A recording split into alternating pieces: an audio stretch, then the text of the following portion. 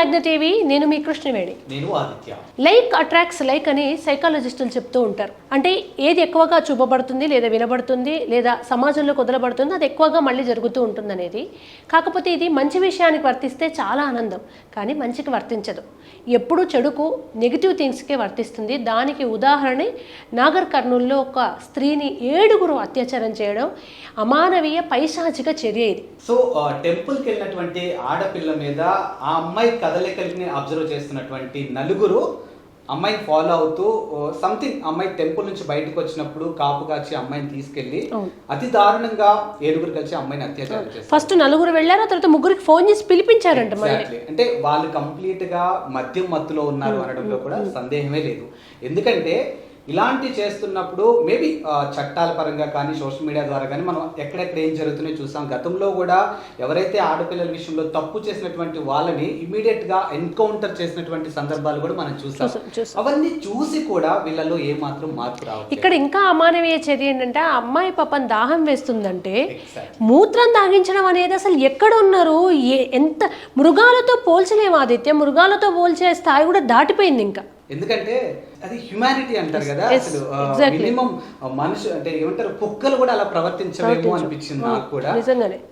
So అంటే నాకు ఇప్పటికీ అర్థం కాని విషయం ఏంటంటే ఎక్కడో ఏదో జరిగితే సోషల్ మీడియా ద్వారా ప్రతి ఒక్కరు చూస్తూ ఉంటారు, దాని గురించి 2 రోజులు మాట్లాడుకుంటారు, అయ్యో పాపం అంటారు, వదిలేస్తారు. నెక్స్ట్ ఒక 2-3 డేస్ గ్యాప్ ఇచ్చి మళ్ళీ మనకి సమీపంలోనే అలాంటి ఇన్సిడెంట్స్ జరుగుతూ ఉంటాయి. అయితే దీనికి ప్రధానమైన కారణం ఉంది. ఇప్పుడు వేరే కంట్రీస్ లో కొన్ని దేశాల్లో ఎంత కఠినమైన చట్టాలు ఉంటాయంటే చేయి తాకితే చేయి నరికేస్తారు. వాళ్ళు ఏమైనా చేస్తే అక్కడే మరణశిక్ష వేస్తారు. ఇందాక ఒక మంచి పైన చేసావు, ఎన్కౌంటర్లు జరిగాయి. కానీ అప్పటిదాకా స్త్రీల గురించి వీళ్ళకి శిక్ష వేయాలి. ఎన్కౌంటర్ జరగగానే మానవవాదులు బయటకు వచ్చేసి ఇది ఇలా చేయొద్దు, వాళ్ళకి వెంటనే శిక్ష వేయొద్దు, ఉరి వేయొద్దు అంటే ఇవన్నీ అంటే అలుసుగా తీసుకుంటారు. ఏం చేసినా మనల్ని చంపరు, మహా అంటే జైల్లో వేస్తారు. ఇంకా అది ఎంత లీనియన్స్ అవుతుంది వాళ్ళకు. అది శిక్ష కాదు. ఒక లగ్జరీ లైఫ్ చూసిన వాడికి జైలు శిక్ష ఏమో కానీ కడు పేదరికంలో అత్యంత కష్టాల్లో ఉన్న వాడికి జైలు జీవితం ఇస్తే అసలు అది శిక్షగా ఫీల్ అవ్వడు వాడు. అండ్ ఈ అమ్మాయిలపై జరుగుతున్నటువంటి దాడులే కాదు, ఈ మధ్య కాలంలో చూసుకుంటే పరువు హత్యలు కూడా చాలా ఎక్కువ జరుగుతుంది. అసలు ఓవరాల్ గా ఒక మాటలో చెప్పాలంటే క్రైమ్ రేట్ అనేది నెక్స్ట్ లెవెల్లో ఉందని చెప్తారు. ఎందుకంటే చూస్తున్నాం మొన్న మనం కూడా ఇక్కడే అమీర్పూర్ లో తల్లి 3 పిల్లల్ని, అది కూడా ఒక రకమైనటువంటి అక్రమ సంబంధం కోసం. నిజం.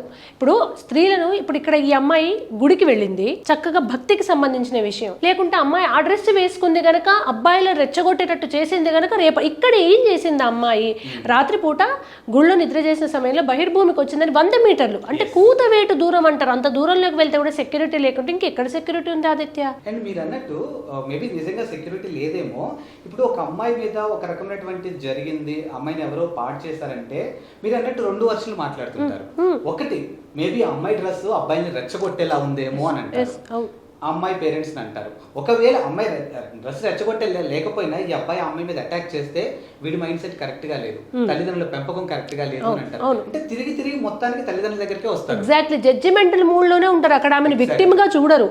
ఆ విక్టిమ్ అప్పటికే అనేక రకాలుగా ఇబ్బందికి మానసికంగా శారీరకంగా ఉన్న మనిషిని ఇవన్నీ జడ్జిమెంటల్ క్వశ్చన్స్ తోటి తను ఇంకా బ్రతకడం ఎందుకు అనే స్థాయికి తీసుకెళ్తుంది సొసైటీ. సో ఇటువంటి సంఘటనలు మనం మీడియాలో నువ్వున్నావు నేనున్నా గత కొన్ని ఏళ్లుగా మనం చేసుకుంటూ వెళ్తున్నాం.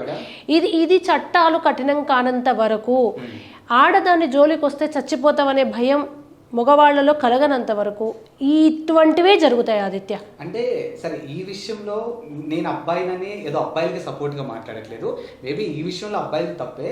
కానీ ఈ మధ్య కాలంలో చూసుకుంటే భార్యలు కూడా భర్తల్ని చంపేయటం, అక్రమ సంబంధాలు పెట్టుకోవడం. సో ఓవరాల్ గా చూస్తే అసలు హ్యుమానిటీ కానీ లేకపోతే మన తాతల కాలంలో ఉన్నటువంటి ఆ సంస్కృతి సంప్రదాయాలన్నీ గాలికి వదిలేసే ఈ రోజు ఇలాంటి పరిస్థితులు. నిజమే. ఇప్పుడు ఇది సమాజానికి ఇంకో కోణం మీరు అన్నది. ఇప్పుడు ఆడవాళ్ళకి సంబంధించిన కొన్ని చట్టాలని తీసుకొని వాటిని మిస్యూజ్ చేయడము, మగవాళ్ళని ఇదంతా ఉంది. కానీ అత్యాచారం దగ్గరకు వచ్చేసరికి మాత్రం ఇప్పుడు వాళ్ళు 7 నిందితులు అనేది పోలీసులు తేల్చారు. అంటే ఫోన్లు ట్రాప్ చేశారు, సీసీ కెమెరా ఫుటేజ్ చూశారు. ఒక్కసారి వీళ్ళు చేసింది నేరం అని ప్రూవ్ అయితే మాత్రం ఇంకా క్షమించొద్దు ఇటువంటి విషయాలు. మీరు అన్నట్టు ఆ 7 ఇమీడియట్ గా శిక్ష పడితేనన్నా 100% ఆపకపోయినా అట్లీస్ట్ ఒక 10% ఆపినా కూడా ఎంతో మంది అమ్మాయిల్ని మనం సేవ్ చేసిన వాళ్ళము. సో వీ హోప్ చట్టాలు రావాలి, ఇంకా కూడా ఇమీడియట్ గా అప్లై అవ్వాలి, అమలు జరగాలని మనం కూడా కోరుకుంటున్నాం. Thank you so much.